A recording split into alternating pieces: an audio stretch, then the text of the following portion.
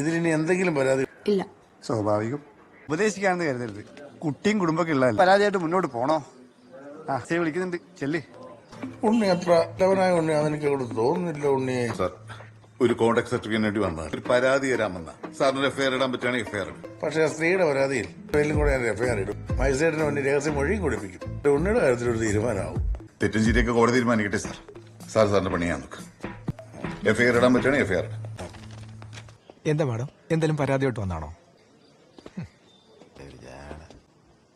സാറേ, എന്താ സാറേ കേസ്? മേഡത്തിന് സ്ട്രെസ്സിന്റെ അസുഖമുണ്ട്. ഹസ്ബൻഡ് തമ്മിൽ അത്ര വർക്കല്ല. അയലത്തെ ചേട്ടൻ ദേ ആ നിൽക്കുന്ന പുള്ളി മേഡത്തിനെ സ്ട്രെസ് മാറാൻ ഒരു ഒറ്റമൂലി കൊടുത്തു. ഇത് വർക്കായി. പക്ഷെ ഹസ്ബൻഡിന് വർക്കായില്ല. കൂടി. എന്താ ഒറ്റമൂലി?